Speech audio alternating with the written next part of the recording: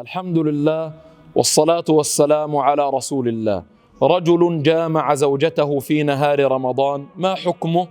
الجماع في نهار رمضان يفسد الصوم أولا ويوجب الكفارة.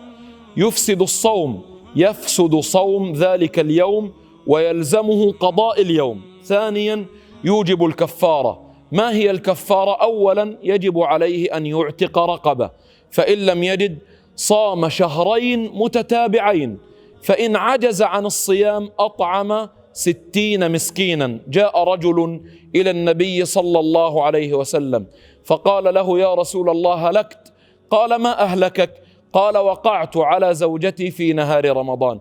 قال: هل تجد رقبة تعتقها؟ قال: لا يا رسول الله. قال: فهل تستطيع أن تصوم شهرين متتابعين وراء بعض من غير فاصل؟ قال: لا أستطيع يا رسول الله.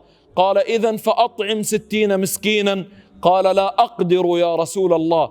الشاهد أن الكفارة إما أن تعتق رقبة، فإن عجزت صمت شهرين متتابعين مع اليوم الذي أفسدته، فإن عجزت أطعمت 60 مسكينا. نسأل الله التوفيق والسداد، وجزاكم الله خيرا.